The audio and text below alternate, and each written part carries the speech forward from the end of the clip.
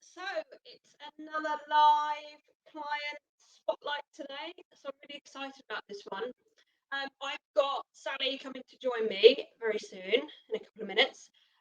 Basically, Sally is one of my fave clients. She's been coming to me now probably since I started doing permanent makeup as one of my first clients. Um, Sally has got twins, and both of them have autism, which and different ADHD issues. So um, I've always really enjoyed chatting away to her, especially about my kids. I always kind of throw things at her and say, God, I'm really struggling with George with different behaviour problems that he's been having, and Sal's been a real help with trying to work through different ways to get him to come out and talk. And he's only 8, so her children's slightly older than George, so she's kind of a fountain of knowledge when it comes to behaviour problems. And obviously George isn't on the spectrum as far as her kids are, so she's always got lots and lots of things that she can kind of chuck in just to give me a few pointers. So it's really useful to talk to her. She has got such a colourful background with regards to experience. She used to be in the police force, and then she worked for the registry office, and we met through a mutual friend. And she's just a great fun lady. So what we've said, I've kind of promised her for a while now that I'd go through and help her with her makeup bag, because she's bought over the years, bought lots of different products. She's seen lots of adverts for things. I thought, oh, that looks good, bought it, and then kind of had it in her bag and never even unpacked it, or never even kind of got the products out of the box. So she's always said to me, can I come over and bring my makeup bag over? But we've never got round to doing it. Either one of us has been really busy. So when lockdown hit, I've been chatting to Sally, and I had this idea about the client spotlights. And first of all, I was saying, well, let's come on and talk about the kids and the autism and being in lockdown with autistic kids. And actually, Sal, funnily enough, said to me the other day, lockdown this is just my life. This is just me. So there's not really much I can say that's any different to normal, which was for me going, what? But actually, I kind of thought what would be really nice is to take Sal away from that just for an hour or so, and actually let's work through the makeup bag. And a few people have asked me about tricks and tips. I've been a bit hesitant to go back to that makeup and hair kind of side, because I've now stepped away and I now concentrate solely on permanent makeup. So I was a bit hesitant plugging makeup and doing tips and things. I was a bit worried that this might mean that people would then start wanting to book and things to do weddings and that. But I kind of think that's obvious from my Facebook feed that this isn't what I do normally. So my mum's tuned in. Hello, mummy. We will keep the language clean, I promise. Sally Ann is here. Hi, Sally Ann. Carolyn's tuned in, who was my last client spotlight, and we had some really good feedback from that. But we had a great chat. So we'll see if Sal can beat your hour. I think Instagram literally cuts us off after an hour, so we've kind of come onto Facebook. See if we can beat the hour. Claire, hello Claire, mutual friend of mine and Sal's. So I'm going to bring Sally in. Brace yourself, folks. Let's see. Oh no, it says audio again, Sal. Hold on. Show in stream. Here we go. Hello. Can you hear everything all right? I can. Good. Which does help when you're talking to me. I know. I'm no good at this thing. So, oh, Gail's on as well. Gail's going to be one of my future client profiles, and Gail runs menopause sort of workshops and is a menopause mentor. So she's tuned in. So hello, Gail. So Sal, how you doing? How you feeling? Yeah, I'm good. I've since I last spoke to you today, I've been to the castle grounds to have a look. For your For your one exercise trip of the day, is it? Yeah, absolutely. And see the tribute to VE Day yesterday. And I spent about 5 or 10 minutes speaking to a lady who was in her 90s who was sat there with a beautiful floral hat on, and we just started chatting, and it was lovely. Sort of thing that you don't normally do on a Saturday afternoon. So I really enjoyed it. So yes, I'm chilled. Oh, that's lovely. Yeah, it So, was. I'm going to go and see her again. oh, that's Joyce, her nice. name was. Joyce. Did you Yeah. tell her to tune in? Well, yeah. I don't think her Zimmer frame would have got her back home quite quick enough to do that. So sorry, Soph. No, I didn't. Never mind. We'll be videoing it. She can tune in at some point afterwards and Yeah, watch it. yeah. So what we said we were going to do is have a quick chat about the kids and about lockdown and stuff like that. Not going too deep into all of that because we want to keep it lighthearted and concentrate on your vast array of makeup products. But just to introduce you and give us a bit of background. So did you? So you have you retired from the police force, or you left the what? Where? When were you in the police force? I joined when I was 18 and a half, as you could. And unfortunately, due to an accident that I had driving a police van on an emergency call, um, I got medically retired because I got a bit of injury to me that causes problems sometimes with balance and bits and pieces, and quite often in the dark can't actually work out where I'm going because I've got no horizon and stuff to work on. Oh So I'm wow! kind of, well, I'm a bit of a health and safety risk to the police. So they used to have to risk assess every time I went out anywhere. So they decided that they'd get rid of me, which I kind of struggled against not Yeah. because it was all going the wrong way. So yeah, and because of that, I'm now in the situation that I am, having, I suppose, maybe even been the first retired Met police officer to have children after being retired.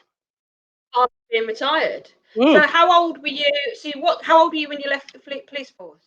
In 2004, I was 43. So how old were you when you had your kids? 2 weeks shy of 47.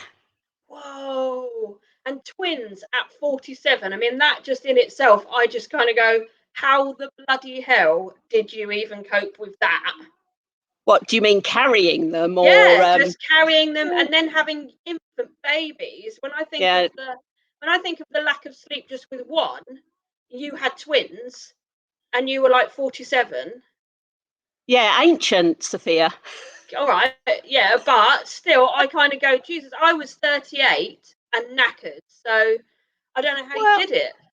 mm, well, I don't know. I suppose I don't know whether I joined the police because I'm this kind of person that kind of realizes that I've got to get on with it a bit, because Yeah, actually you can't suddenly magic Mary Poppins out of the sky to help you out. So no, and I had some really bad days. I remember being in floods of tears because they don't, when you've got two or more. And my hat went out one day when I was in Stoke Park and saw a lady who had triplets all laid on the ground. And the only thing that I could think to myself is that I've got two boobs and two hands, yeah. so I'm all right. She hasn't Did you got three of breastfeed? everything. I not for very long really, Yeah, because but you, I had a system of trying to work out. Joel was my hungry baby. I had a system of trying to work out which boob I should be using yeah. on the next feed. And when it came to it, I couldn't remember. I had my bracelet on a hand. I couldn't remember if that was the one that he came off last time or the one that he needed to go on this time. And it kind of blew me. So Yeah, I actually invested in I think it was a Meada is the company, a breast pump.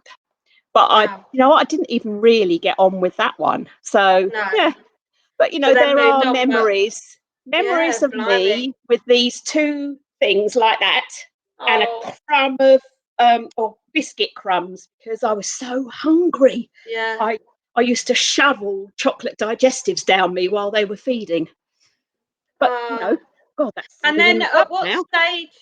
at what stage did the kids start showing kind of what was the point where you thought there might have been issues with them with the autism?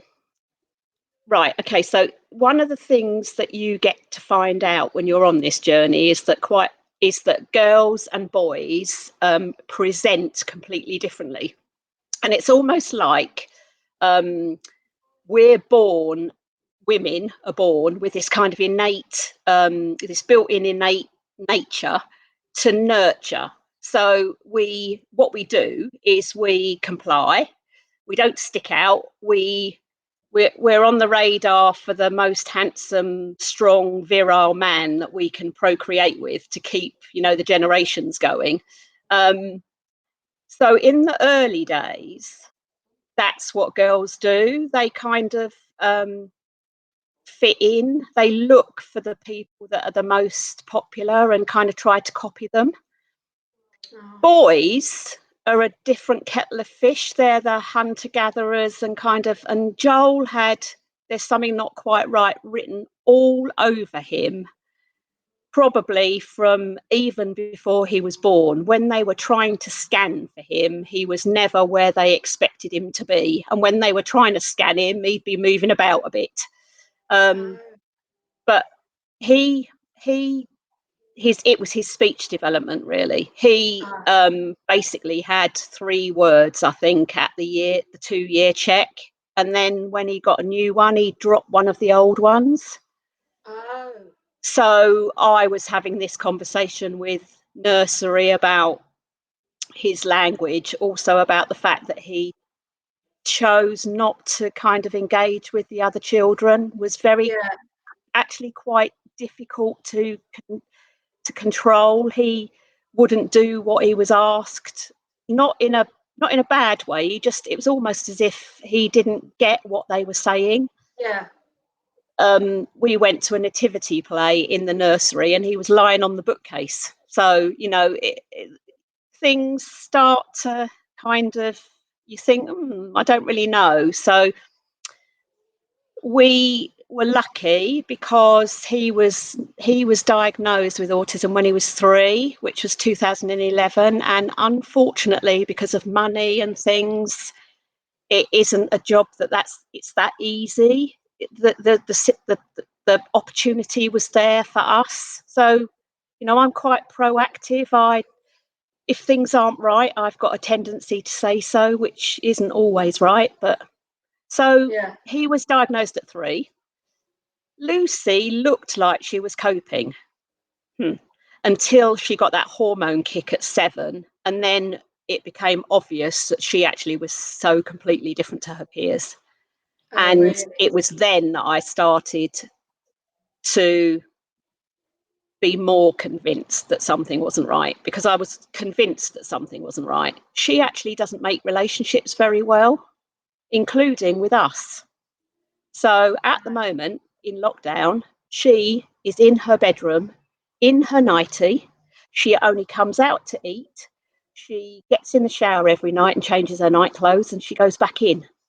She really struggles with communicating with people, even her nearest and dearest. And how do they interact with each other?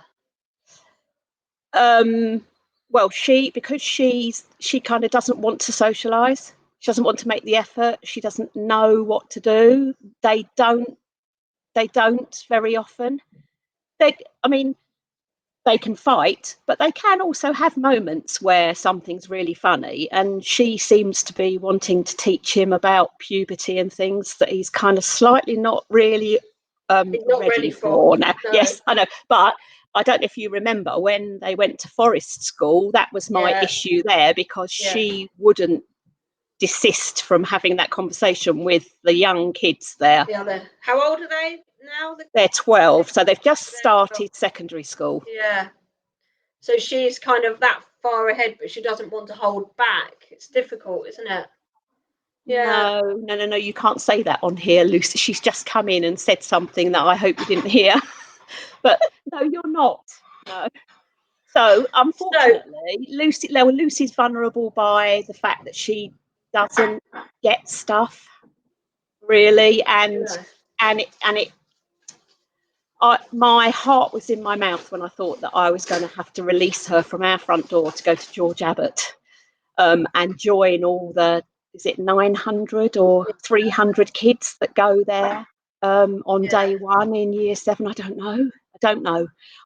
I'd be worrying about whether she got there, whether she'd get back, what toilet she'd hidden in during the day, because that's what she Yeah. started to do because she couldn't deal with the social situation, so much so that sometimes it got too bad in class and she'd have to leave because she couldn't bear people looking at her. Yeah. And then So you got Joel into one school, and that was fine, but then you had to fight to get Lucy into a different school. yeah, I mean, my journey obviously with Joel was different. So he was diagnosed in 2011, about 3 months before we had to put in our choices for where kids go. And I knew then that he wouldn't be able to survive in mainstream school. So I obviously had to apply for mainstream school, but I also made a case for specialists. So he got a place at Fremantle School in Woking, which is a school that goes from 4 to 19. Yeah. So he's transitioned from the primary part of that school into the secondary part of that school Okay. last September. Yeah. And is struggling with that, even though it's the same place. Lucy, Lucy wasn't diagnosed until she was in year 5, and she wasn't actually given the help or a package of help until she started in year 6. So that was really late. Yeah. So I had to be proactive. So I did a lot of. I'm a networker. I talk to people. So I've got involved in a group that is run by somebody that I knew through Joel's school, in relation to parents that have got girls that are on the spectrum. Yeah. So I gathered as much information as I could from them, and I went to look at where Lucy needed to go, and my heart was set on a specialist school for girls, the one and only in the country for secondary for girls like Lucy. That happens to be on the Surrey-Kent border, and it's called Limpsfield Grange. And we were blessed to get a place in that school. So she's in a class now of 13 instead of 30. But Oh, wow. it's been tricky. Yeah. So how are you doing in lockdown? You're kind of just taking it a day at a time, aren't you? And Well, do you know, the person that's struggling with lockdown most is me, yeah. because while Steve was working, I had to be here, and I'm not. I need people. I need to be social. So Yeah. first off, I had to give up a job that I really liked with people that I really liked, and customers that I really liked, in order Yeah. to fight for Lucy. Yeah. And then this happened, and I had to stay at home because Yeah. they won't go out. No. So I can't even shout at a friend from 3 feet with them while he was at work. And I can't No. leave them at home No. because sometimes it goes a bit pear-shaped. Yeah.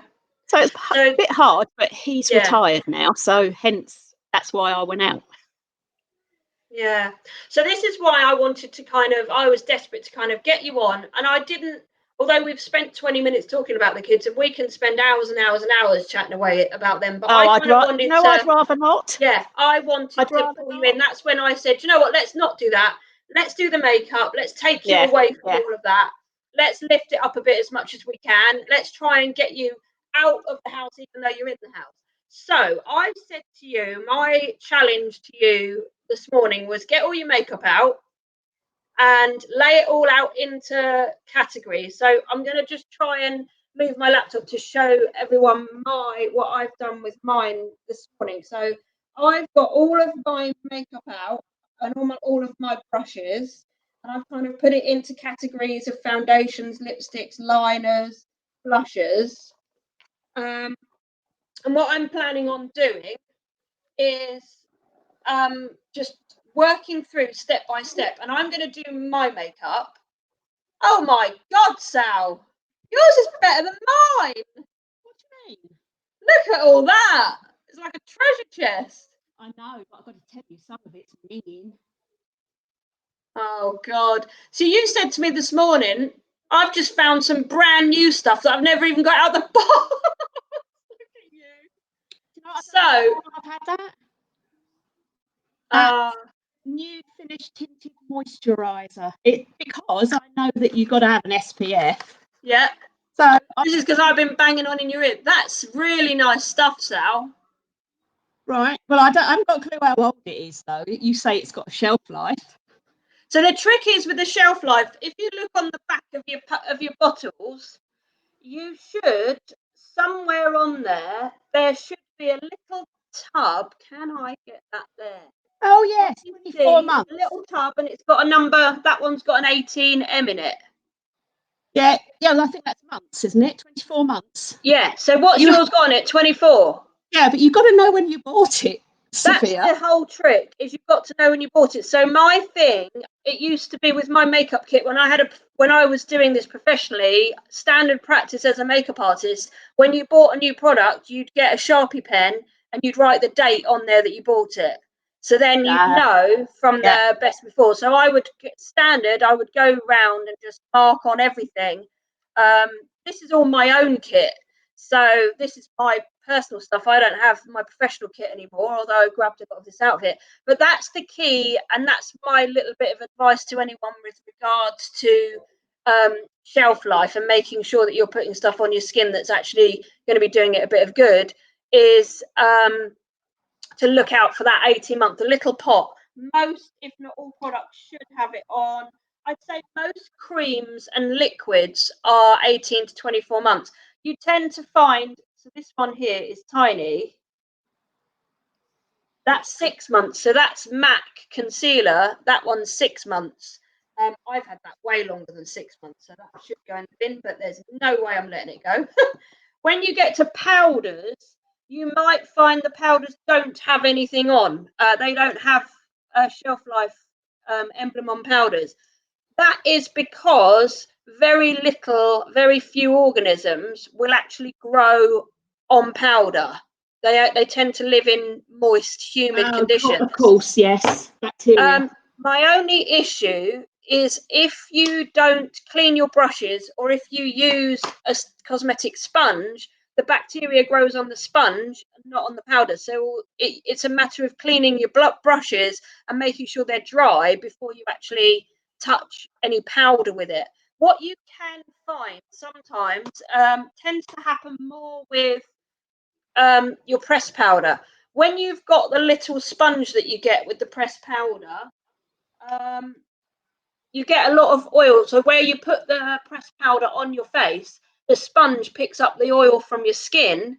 Then you're transferring it on to the powder in the packet, and it's all this cross contamination. So I would say rather than using the pressed sponge, you would use a powder brush to pop it on rather than the sponge. And if you are more keen on getting more concentration by using the tissue, use a piece of tissue or cotton wool pads rather than the sponge, and then you just throw the cotton wool pad away.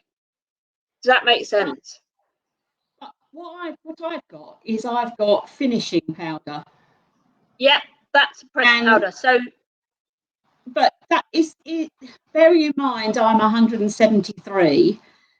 I kind it, I'm worried about things settling into wrinkles or yeah, pores or yeah, whatever. And particularly on bosom buddies nights or whatever, when yeah, I'm throwing myself around the dance floor like a lunatic and I get a bit warm, yeah, that it kind of like starts to make you look, cakey. Yeah, 273 and cakey yeah. and like almost like you're decomposing in front of people's eyes. So the trick is, I would always say to my more mature ladies, or I am heading on that scale, but when I'm tired and I've got dry skin, I get quite a lot of lines around crow's feet lines and under my eyes here. Now, if I put too much powder on, the powder sits in the lines and it accentuates it. So when I'm doing my makeup, I tend to put more of a primer. So for you, I would say put a primer on, and then your foundation over the top, and a foundation that might set. So when I'm going on nights out for, like, for instance, a bosom buddies ladies night, I don't carry around a pressed powder. I use Dior Forever. Now, these sort of foundations will set, and they don't powder out, but you don't tend to need translucent powder over the top. So it's more about choosing the right base and not putting too much on as well, for making it last horrid. longer. Yeah. So when you're applying foundation, say again. So tell me who that was by again. That's Dior Forever foundation. It's quite a heavy going. It's like a full coverage. It's a bit like, that's quite a full coverage, but I would use this for TV. So it's a very concentrated full coverage foundation. So this is when I go on like the award ceremonies and I've got this flawless, very made up face. That's what I've used. So is that the kind? Would that cover things like kind of like when I, because I'm menopausal as well, sometimes I get breakouts. Yep. And I've worked out that they're kind of like, they're cyclical, so they're to do with that. Yeah. Also, like red patches where my skin's gone dry. They kind of cover that kind of thing too. That is strong enough to pretty much cover anything. I don't know if you can see, I've got literally no makeup on. I said to you, don't put any makeup on, and we'll put some on during this. And I don't know whether we'll end up getting to do that, whether we'll just talk through it. We'll see how we go. But I get, from being perimenopause as well and having had the hysterectomy, I've got hyperpigmentation here. So I need more coverage on here. Now, day to day, I'll use, so when I'm just coming on and I'm working or something, I like to use the NARS tinted moisturizer, but that's got a little bit more coverage. So this is called Pure Radiance Tinted Moisturizer. You know, you were asking me about a product that's got the illumination to make me have a lovely glow. This has got this lovely radiant sort of glow to it, but it's not as pigmented as the Dior Forever. Okay.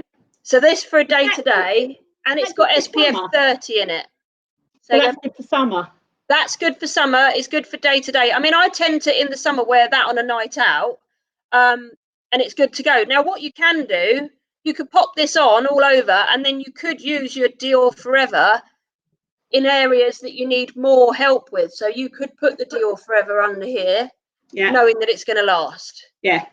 So you could mix the two, as long as you've got the colours right and then you're blending it out.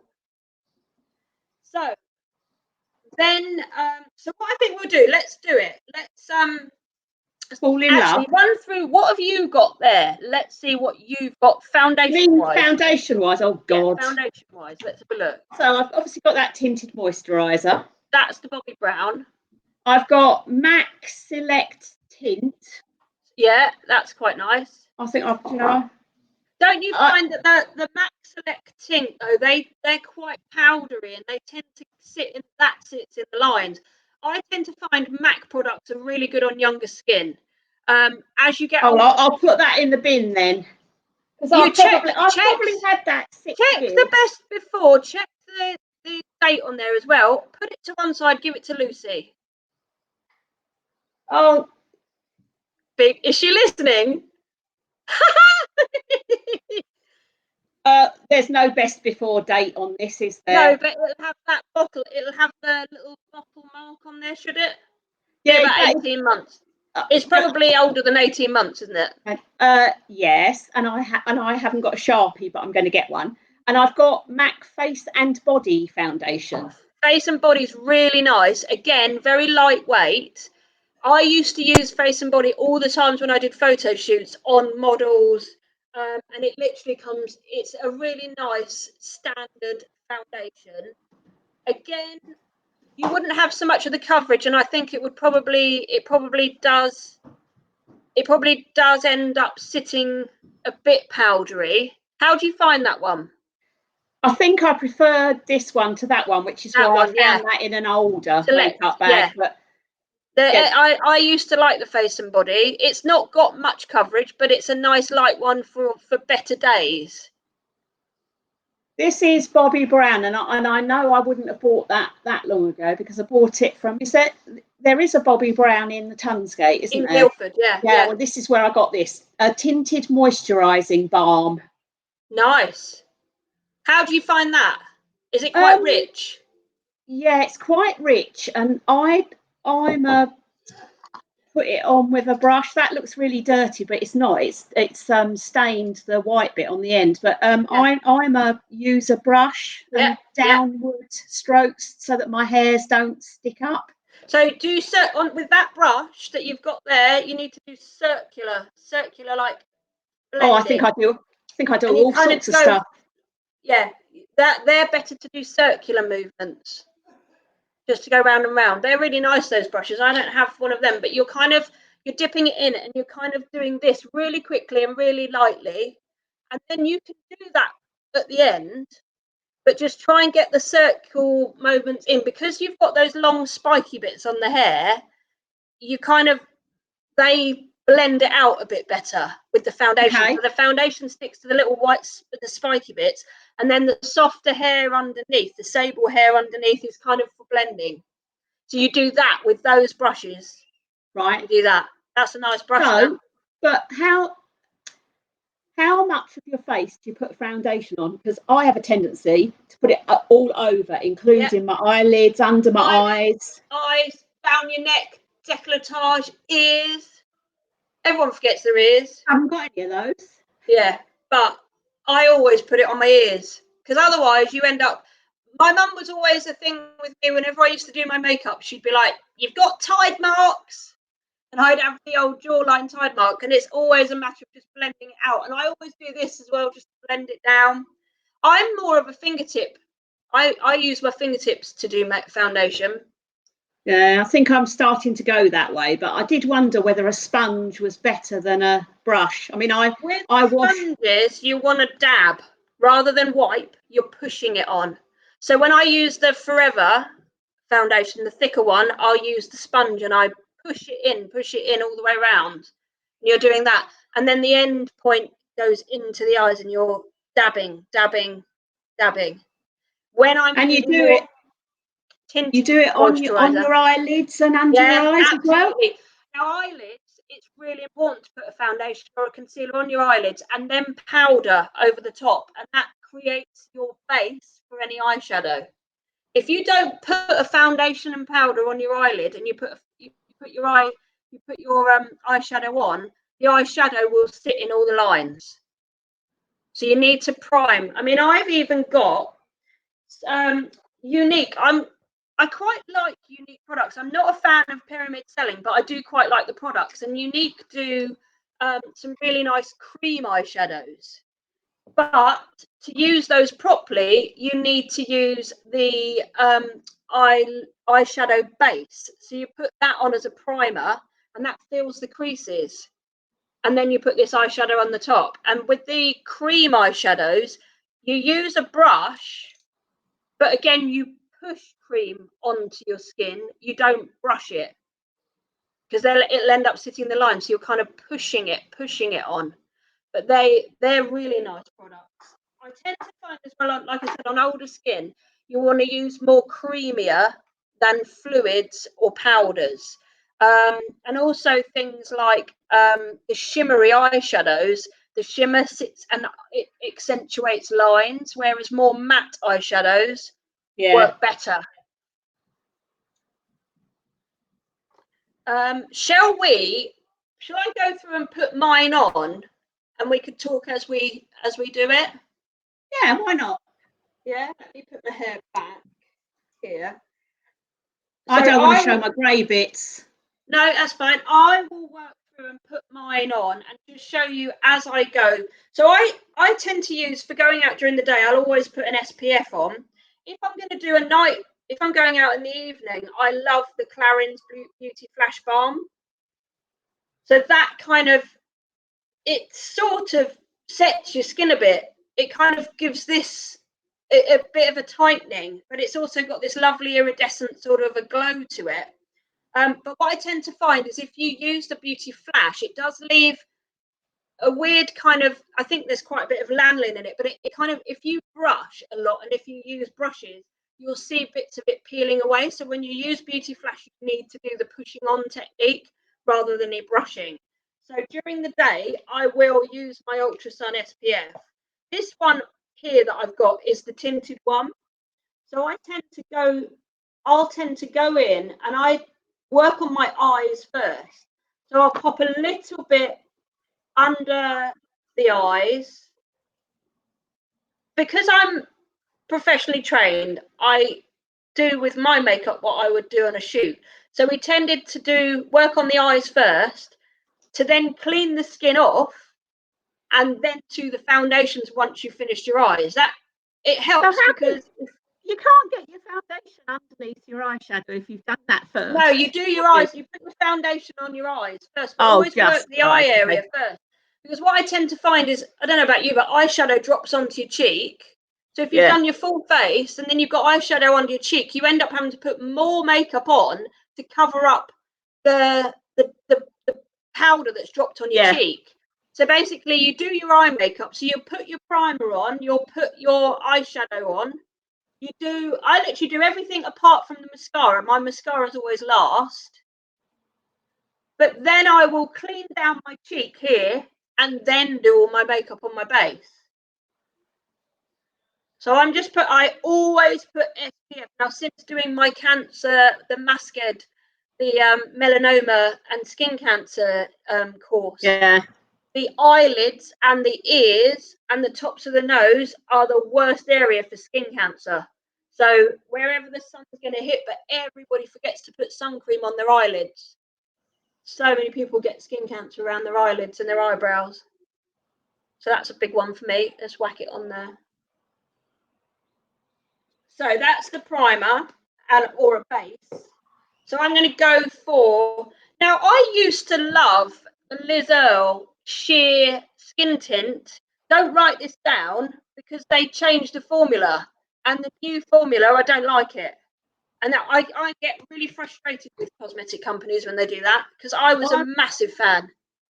I've got the signature foundation from Liz Earle. Is that nice? How do you find remember it? So, little bit of foundation on the eyelid. I've popped it here on my cheek. I don't like wasting. So when you put it on your hand, it's good to warm up. But I tend to put it on my cheek to warm it up. And then a little bit on my eyelid here. And you're really getting it in the creases and all in. Now I don't know about anybody else, I get dry patches here at the sides. Yeah. And they go a bit sore. As the day goes on, I get a bit sore. So I tend to say, try not to get your prickly brushes. If you do get this sore patch, that's why I use my fingers a bit more than I would use a brush. The prickles of my brush tend to irritate my eyes. So I'm working that in, pushing it in, rather than lots of scraping, and you're kind of popping it and tapping it into the skin rather than rubbing it.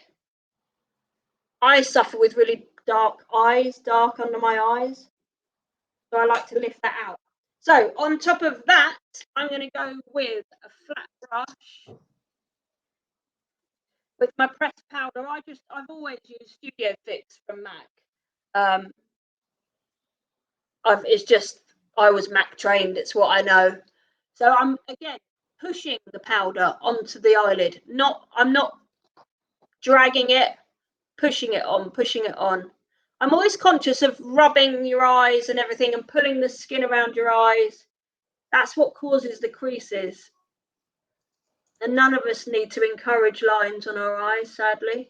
Well, unfortunately, so does lots of laughing and smiling. Exactly. We just got to be miserable bastards. Yes, I know. I still haven't perfected any of that. Yeah. Right. So, what do you want me to show you? You were saying about trying to because if you've got heavy eyelids. Yeah, I've kind of, yeah, I know. I don't know. I've kind of, yes, I have. You know, and when you kind of see people do something in that crease, well, mine's Right. covered up by my upper Exactly. lid, and I What we think, need to do is we need to give the illusion that we've worked the crease when you've got heavy eyelids. So I haven't had any Botox for months, obviously with lockdown, so I need it. I get this fold, but my forehead's dropped there, so I have got heavier eyelids than normal. When I have my Botox, my eyes are a lot more enhanced. So well, I was it going will to have work that for me. elastic threaded in so that I can Yeah, tie it under my chin. tie it under your chin. Yeah, Up my. that's what we need to do. I wonder if Sachin's ever going to do that. Just a piece of elastic. Yeah. Well, no, something. I think that they do this stuff that goes under your skin. Something that goes Yeah, under your there are. skin, and There are stitches. There's stitches. I don't think he's gonna. He doesn't do it yet, but he might well. yeah, I want a face like this. Really, Yeah. not quite that chimp monkey, but you know what I mean.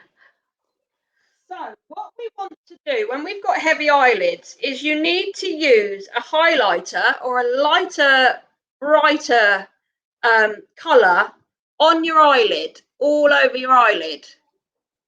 So with your eyelids, you're not actually feeling for the physical crease. You're actually going to you're going to do that croissant shape that the makeup artists talk about, but you're not feeling for the crease because your crease would be tucked under. Yeah. We're just going to give the illusion of that crease. So what we need to do is we need to put the lighter foundation to highlight your eyelid here. So you're highlighting the eyelid all the way across. So this is a nice light eyeshadow to enhance the eyelid here.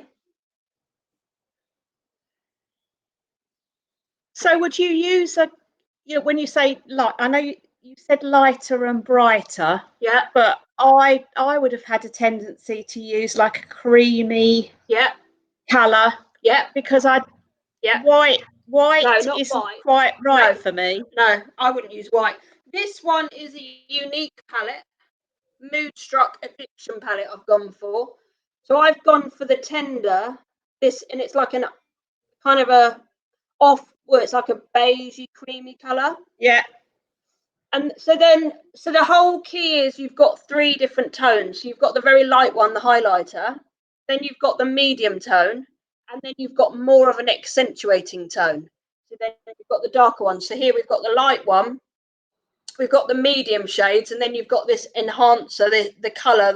So you could day to day, you could just do the light and the medium, and then you could add in just a zing to, we were talking about the coloured eyeliner that I might be doing. That I've done it a couple of times. So that's where you use your accentuator, and that's where we can put in a bit of colour around the edge. So the medium tone, and it tends to be a matte tone. So we were talking about contouring and changing the shape, and we'll go through that in a bit. But basically, I'm not a fan of buying contour products. The whole idea of contour to me is basically what makeup artistry is. It's about working with shade and light, highlighting and shading. You don't need a separate product to contour. It's absolute BS. It winds me up. Like Kim Kardashian thinks she's reinvented the wheel, but it's rubbish. So you need to use a matte for that socket line and medium colour. It doesn't matter what colour you use. So these could be, I've got pinks. All of these sets of palettes tend to have the different, so that's my nice pink palette. So you've got a very bright white, which I very rarely use. Then you've got the medium shades, and then you've got this enhancer shade, which is like a shimmer. So all of these palettes tend to have these 3 tones. Yeah. It's the same rule goes along. So you're going to get your for the crease, you're going to get that medium shade, and you're basically going to create a croissant shape. So we're going up. Yours would be above your socket line. You're not going to go in it because it will disappear, but you're going to create that above. But you still need to see this bottom bit here. Yes. So you're like creating the illusion of a socket, but your eyelids over the. Do you understand what I'm saying? Yes, So you're I do. creating this illusion of. So you're adding that shading above your crease line, which will lift it up. And you're literally just popping it in, and we're going to try not to do too much in here, in that deep line. Yours is just going to be a tiny little bit here. Can you see what I'm doing? And it's like a croissant shape. Can you see? Yep, yep. So you've gone quite heavy. Oh, I'm going the wrong way. Quite heavy on that bit here, and then slightly onto the lid here just to tone it in. Yes, got you. Yep. Let's go on the other side. And what you can do is you can change the shape. So where you've got quite little eyes, you want to bring that out a bit. Just to give you that little bit illusion of width. The same with yours. Don't bring your eyeshadow too close in here. You want to bring it all out a little bit and up. To make my nose look even bigger than it Nothing is? to do with your nose. We're not touching on that yet. That's a whole new book. Just for the eyes, to make your eyes look bigger. I've got wide set eyes, so I can bring mine in closer to bring that illusion in. Because sometimes I do my makeup too wide, and I look a bit oriental where I'm really wide. So you can bring it in when you've got wider set eyes. So I would bring this. I can afford to bring this in a lot more here. Whereas I would say with you, yours should be on that outside edge to draw the line out. And you can just blend these out a bit, so it doesn't have to be as prominent as what I've done. It doesn't have to be as dark. So then you use one of the fluffy MAC. Oh, this is a unique blending brush, but it's similar. And you're just using a fluffy brush around the edge, and that will get rid of the lines. You see? Yep. So then also, what you want to do is accentuate under your eyebrow here, and that will give that lift. So when you do your eyebrow, you can get in there. Now with the eyebrow lift, I tend to use an angled brush. So quite a flat brush. You see there? Yes. Yeah. And all I do, have you got a Bobbi Brown shimmer brick?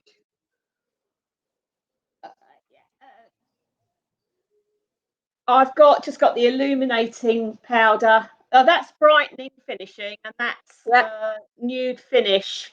Yeah. And is it illuminated? It's got a shimmer to it. Is it a highlighter? I'd say the Bobbi Brown shimmer brick are a must-have for any makeup bag. This one's beige. This was my go-to for anything. You can use these as eyeshadows. You can use them as highlighters. You could use it as a big brush on your cheeks, or just. I tend to concentrate using the two lighter colours. My lighter one's there, and I will bring in just a tiny line here under my eyebrow, just on that outside edge, not all the way along, just like two. Can't hear you, honey. Can you hear me? Yes, you go away from the mic when you're doing that. Okay. So just a line under there, just 2/3 under there, just to give it a lift. And the shimmer brick just catches the light a little bit. You see? Yeah. So you've technically you've used 3 different colours at the moment. Yeah, but this could actually be. It actually could be the white from that. Yeah. It could actually be. It's not far off that, if I'm honest. You could use the lighter one from the palette to go under there. You've obviously had your eyebrows done, so we don't need to do too much penciling of your eyebrows. No. Then you've got the accentuator. So most palettes have got some bright tone. So then you can use a little. I use like a little. It's got black all on it. Here it is. This one. So I'll use a little brush, pointy brush. Yeah. That's a smudger. Is it? Smudger brush. Is it? Yeah. Is it flexible? Is it? No, it's quite a stiff point. You only want it to be like this one is the matte. Oh no, it's not. It's a vintage. Similar. It's like a point. Anything small Not easy to Just to see when add it's a little bit white. of detail. So you're going to use the green or a brighter tone, and I tend to put that on the outside edge, right into the lash line. So it's a bit like a smoky eyeliner. Can you see? I'm literally as if I'm trying to push it into my lash line. Okay, now this is the bit I never get. That it's how much of your lash line you actually cover, doesn't that? So with your eyes, because you've got little eyes, only do probably a third, probably 1/3, that outside edge. Yeah. Don't be tempted to bring it in because you're going to close your eyes up. And then what I would do with yours as well, with a tiny little brush, you could bring in that highlighter, the white again, and really push it quite far into here to lift out your eyes here. So put your white in there. Okay. Yeah. But the adding a splash of colour is always really nice. It's like you could do this with a coloured eyeliner. But a lot of people don't like using eyeliners. Now I'll show you a trick with the eyeliner as well. So, and I tend to bring it underneath slightly, just on that outside corner here. And it just adds that smoky look. Now you could do this without having done that socket line. You could just do the lighter eyeshadow and just the accentuating bit. I tend to do that day to day without adding this socket bit. Okay. So you need the lighter colour to lift your eyes out, and then just a bit of colour around the lash line will lift it. If I was going to do, so I've got a bright green. Yeah, the eye pencils tend to drag my skin. Yeah. And I get quite sensitive eyes from doing this, but let me show you. Because I tend to use these eyeliners. When I'm doing the eyeliner, I'm pulling a little bit just so that I'm not dragging your eyes around. So you pull it a bit taut. And I go from the top, and I'm literally drawing into my lashes. So I'm literally drawing my lashes. So and I'm doing dot, dot, dot, dot, dot. Yeah. Okay? Right. Okay. Dot, dot, dot, dot, dot, dot, dot, dot, pushing it in, pushing it in, pushing it in. Then you can either get a cotton bud or one of those pointy, that's why my black one, here it is, that brush again, the accentuator, and that's when I smudge the eyeliner a little bit just to blend it. Can you see the eyeliner? Yeah. Yeah. Do that again. You can do that underneath, and that adds a really nice kind of hint of colour. So I'm literally drawing it into the lashes. This is a MAC pencil. This is green. You know, we were talking about green. So this is called Minted, this eyeliner. Oh, that's what I've got. Oh, excellent. So use that, drawing it into the lashes. Can you see? So I'm pulling it slightly tight, and I'm literally going into the lashes. And then obviously I'd have to stop short of Stop, you. yeah, stop slightly short, but with the kohl pencil, because you're going to blend it, it's not too dark. Just pull away from anything too dark, but this is quite nice and bright. This would be nice instead of using an eyeshadow, a coloured eyeshadow. You can just use this pencil. So you could do a nice matte, light colour, creamy colour, and then that around your lashes. Yeah. The other thing that I do to make my eyelashes look thicker, see, we've had the lash enhancement tattoo. I've had my tattoo done, so I've got the pigment in on my lash line, but I personally like to put black on underneath here on the wet line, but on the top wet line, and that gives the kind of effect of really strong. You see, it kind of finishes off, so you don't have that skin line. I can hear my mum is going to be going, don't put too much black on. I hate all that black.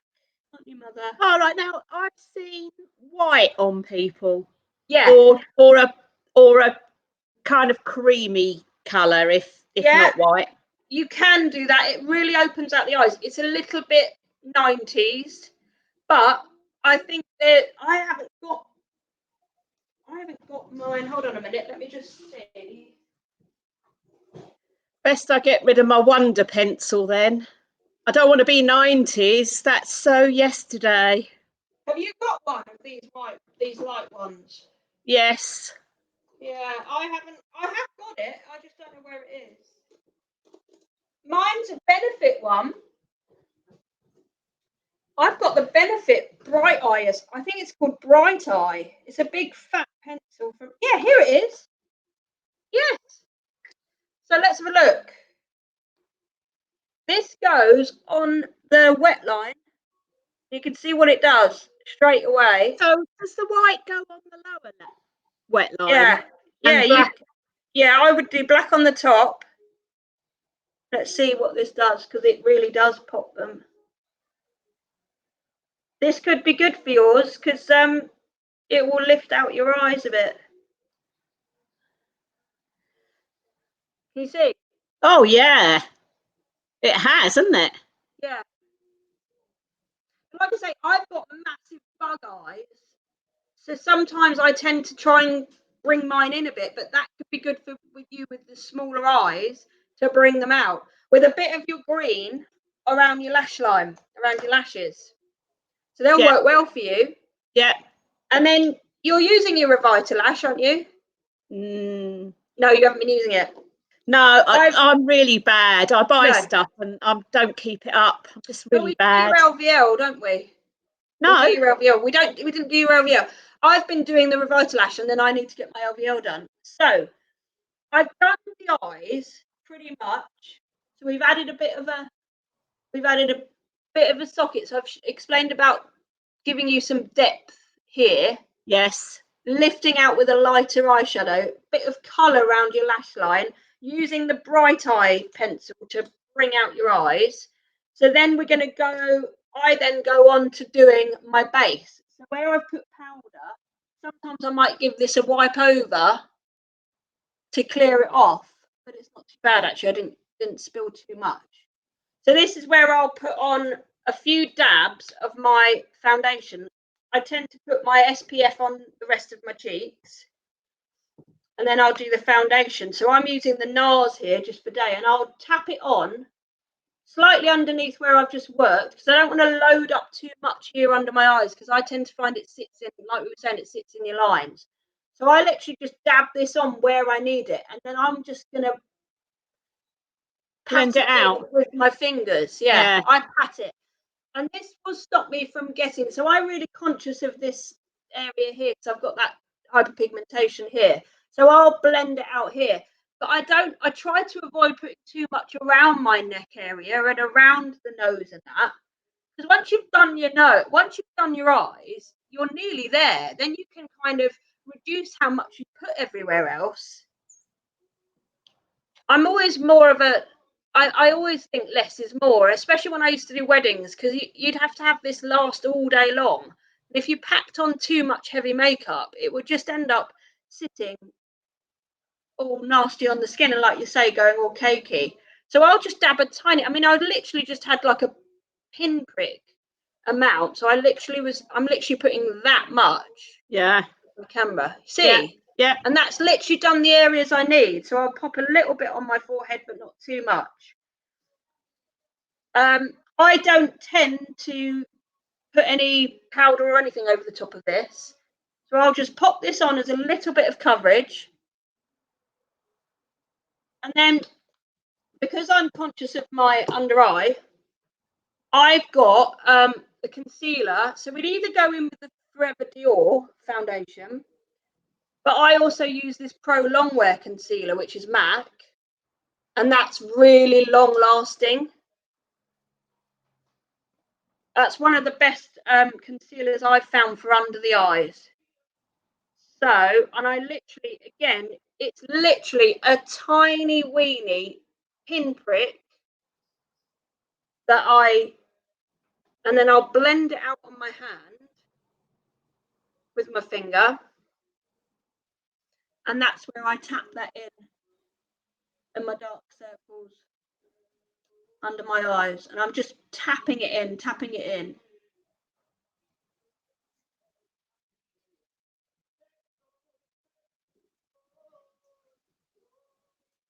And again, and then I can blend that out onto my cheek. So I actually am pretty well nearly there. The only thing now I'm going to do is put a bit of blusher on, and then we can touch on the contouring thing as well. So you wanted to know, we touched earlier on the fact that you've got a longer narrow face. Yeah. You wanted to know about the contouring side of things. So and obviously, and your honk. Yes. So I'm the other way than you. So I've basically got the opposite to you. I've got a very wide face. So I tend to want to try and bring the eyeline in and up. You are the opposite to me. So you're going to want to bring it down and out.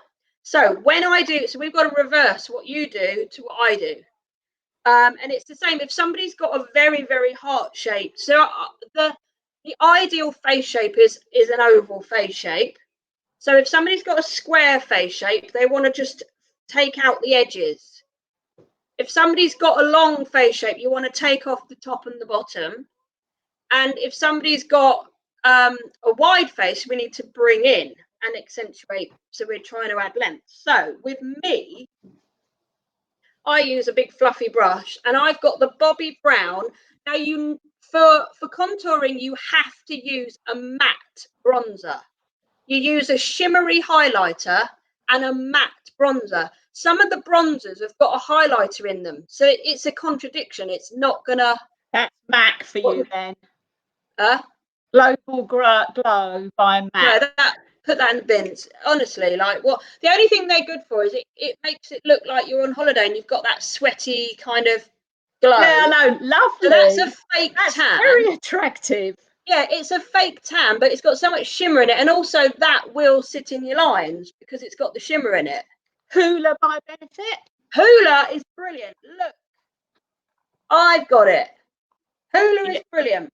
And actually, I really like that tone so I find Bobbi Brown's is my summer one. Hoola's I don't know if you can see because my webcam seems to sit quite blue. Can you see how the Hoola's just a little bit more subtle? It's not quite as strong a pigment as the Bobbi Brown. So I tend to use the Bobbi Brown in the summer because I can get away with it. I've got darker skin. And then in the winter, I'll use my Hoola. But you've got more fairer skin than me, so Hoola will work well for you.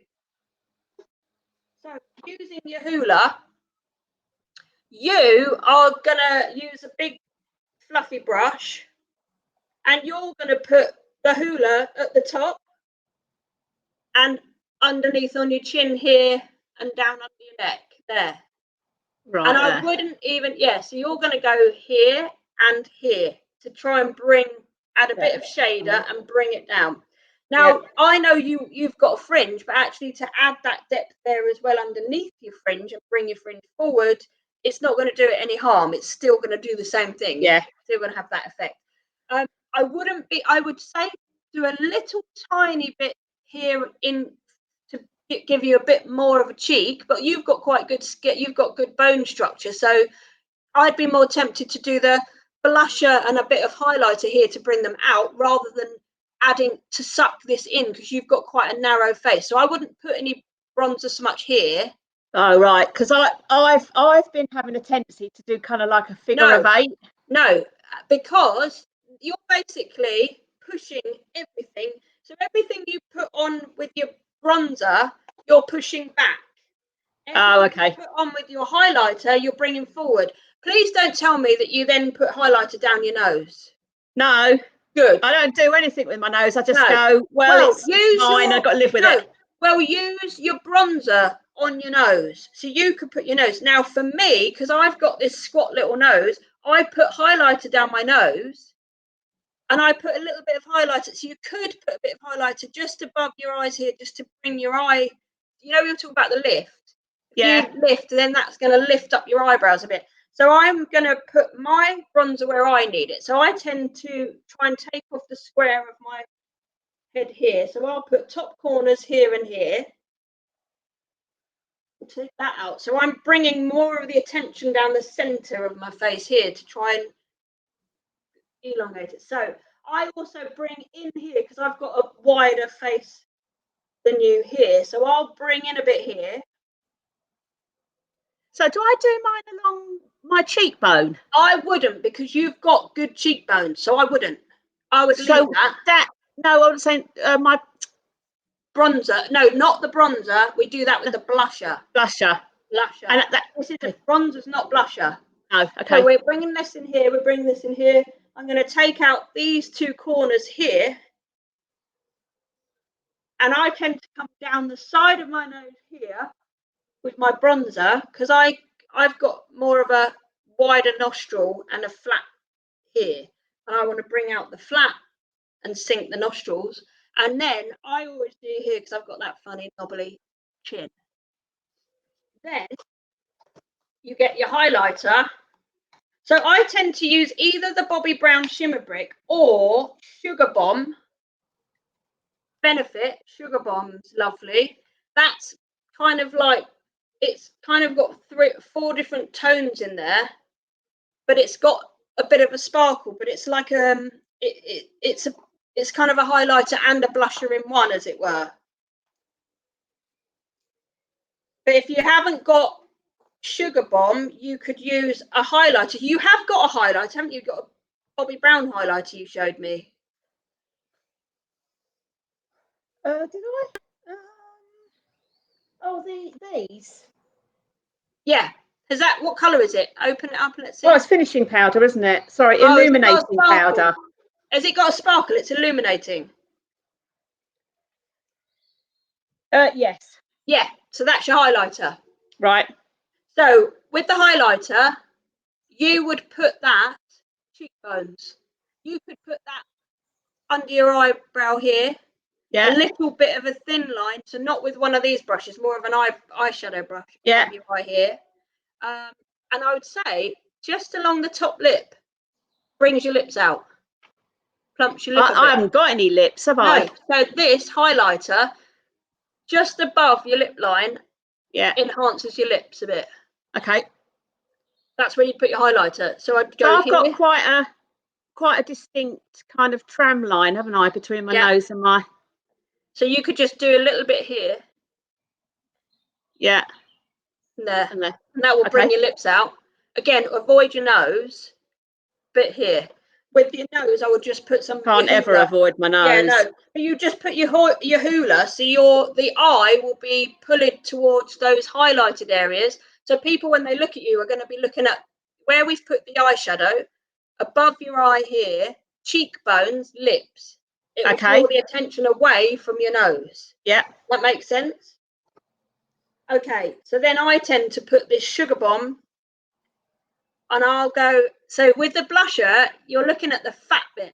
When you smile, you're going for the fat bit. Mine's decreasing. There you are.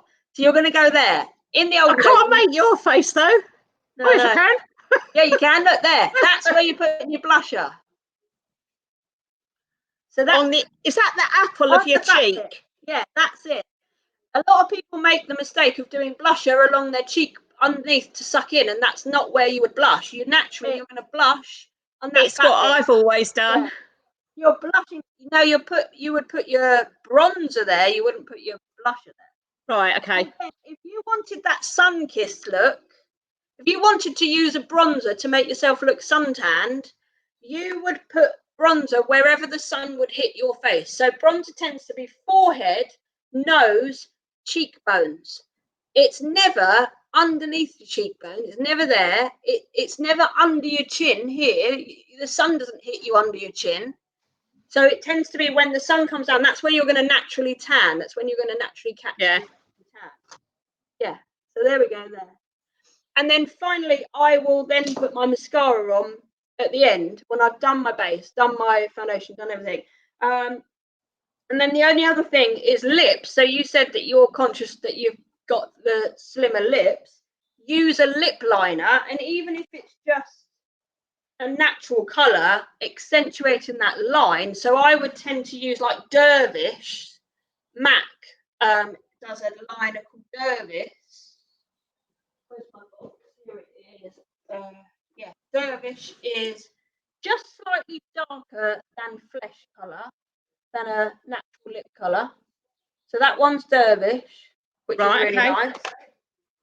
And the other one I've got is Laura Mercier do Baby Lips, which is like a very kind of fleshy tone. Subculture, that was the other one. That's more of a brownie. So it depends on your natural lip colour.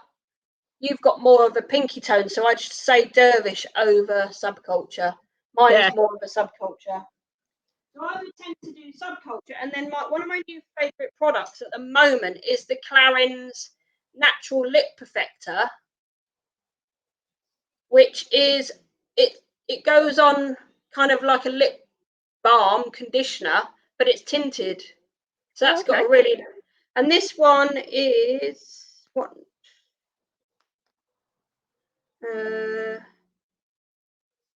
No, can't remember the colour. What does it say? It doesn't give me. Oh, 16, number 16. So that's like a nude, a nice nude.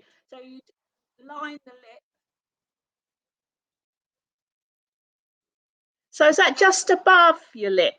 No, I would never go over the vermilion border. I'd never go past it. The skin is completely different and it sits horribly. It's the same when I tattoo lips. I won't go out of the natural lip line. Okay. So just follow your natural lip line. Use that highlighter and that will give a bit more plumpness. And then a shiny or moisturising lipstick rather than any kind of a matte or a stain. Something that's got a shine to it will pull them out. Yeah. Yeah? How do you think? Have you got any other questions? Me? Yeah. Sorry. Have we got any other questions? Your friends? No, I said, have you got any other questions? I haven't, no. I can't even see who's here. I can't. We've got a few comments.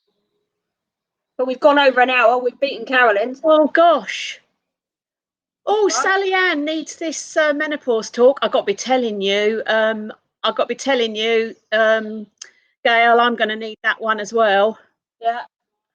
Oh, Gail's youngest brother's called Joel. I know. How lovely. Yeah, they're not tiny babies anymore, are they, Claire? No.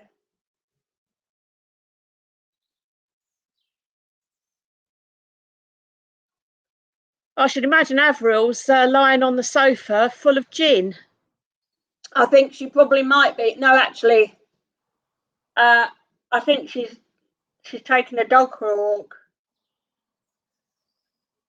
There we go. And then you're moisturising. Let me just show you this, and then you're done. Or I am. Got nowhere to go now. Oh, get in the car and come and sit on my wall. I need to come over, don't I? I do need to come over. I need to get George's birthday present. No, I'll come over to you. It's all right, it's fine. There you are. I need to get out. You don't. That's true. You can come and sit on my wall any day. You sit on my wall. You sit on my wall, and I'll sit on the doorstep. Okay. I see an MBA store thing behind you. Yes, that's it. Oh, cool. Brilliant. He'll love it. Claire said, no, exactly, Sally. Oh, Avril's laughing. Why is she laughing? What are you laughing at, Avril? Oh, she's in. Oh, she's here. Obviously, I didn't scroll up enough. Sorry, Avril. You only just posted that. She's only just jumped. Well, she's just woken up, probably. We sent her to sleep. I'm hoping everyone's done their makeup at the same time as me. And we're all done up. Don't know, but I'm going to look so much better. Do you think? I'm going to walk down the street and I'm going to be ravaged. I don't know that I can cope. Will you stop? Back off. Social distancing. A little while ago, I don't know what it was. There was like a what's that called? Where all of a sudden loads of people come out of the background and start doing something like a bombing. The flash mob. That's Flash it. mob. There was like a flash mob of ladies wearing T-shirts offering people a hug. Oh, This was a while ago and it was really lovely. And I was thinking, you know what, I oh. might go down the high street when this is all over and all on my own offer a hug. You know, that must be a You'll terrible get arrested, job. Sal. No, it's a terrible job, but someone's got to do it. And then I will look beautiful, won't I? So more Yeah, people want to hug me. you will. You always smell lovely. You'll smell lovely and look lovely. Will I? Yeah, Oh, yeah, right, okay. yeah, I you love will. you, Sophia. You're such a liar. My mum taught me everything I know. Right, okay, I'll be I think my round, mum's knock on fallen her asleep. door. Huh?